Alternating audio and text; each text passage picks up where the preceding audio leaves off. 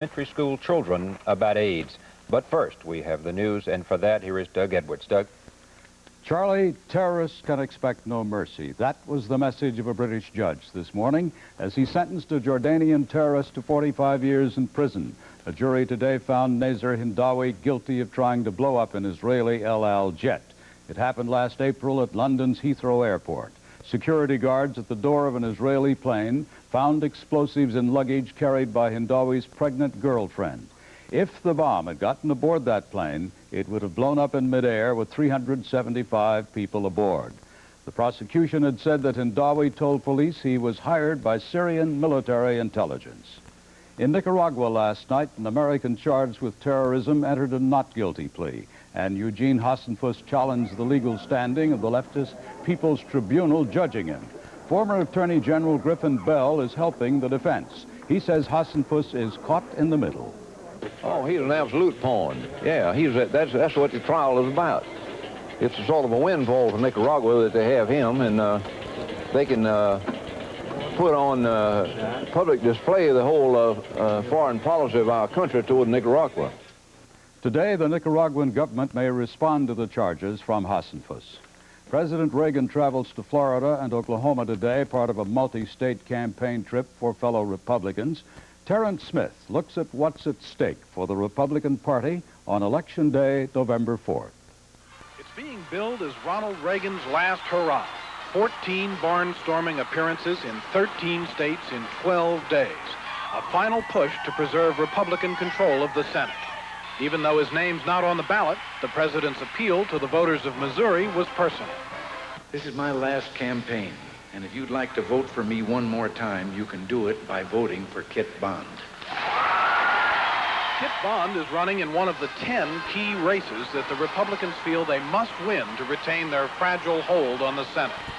Even the president's political managers admit that the current 3-vote majority is in jeopardy. I think it'll go absolutely down to the wire. In addition to his personal campaigning, the president has taped television commercials for virtually all of the Republican senatorial candidates. They'll be used as part of a multi-million-dollar Republican TV blitz in the last days of the campaign. That he puts the people of Wisconsin first. Wisconsin needs Bob Castor in the Senate. The president seems to be approaching this last campaign as sort of a linear extension of his own run for the White House in 1980. His targets are still Jimmy Carter, Tip O'Neill, and what he calls lighter-than-air liberals. It's worked before, and White House officials hope it'll work once more. Terrence Smith, CBS News, with the president in Oklahoma City. The wave of U.S. diplomatic expulsions, Soviet diplomatic expulsions, has taken a heavy toll, especially at the U.S. Embassy in Moscow. But Bill McLaughlin at the State Department reports things may get better now. The battle of the embassies between Washington and Moscow seems to be over. The State Department, battered but unbowed by the diplomatic slugfest with Moscow, has called for a truce or something of the sort. Yesterday, State Department spokesman Charles Redmond signaled a halt to the wave of diplomatic expulsions this way. We hope that this set of issues can now be put behind us. We need now to get on with resolution of the larger issues affecting U.S.-Soviet relations and build on the progress made in the discussions at Reykjavik. State Department sources tell CBS News they're now trying to solve the problem of how to run the Moscow embassy and the Leningrad consulate.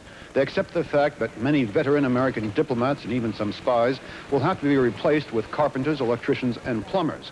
But the problem is they don't know how or where to recruit them. If we had any sense, one source said, we'd go to the Army and Navy for help.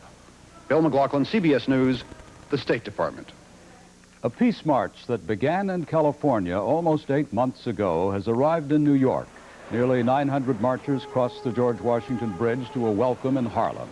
They'll spend 5 days in New York City resting their sore feet and taking a relaxing bite of the Big Apple. Then it's on to Washington, D.C. They're marching for global disarmament. The Red Sox rebounded to win Game 5 of the World Series last night. Boston beat the Mets 4-2 and now holds a 3-2 series lead.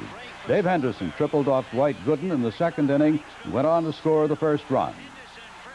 Gooden went on to lose the game.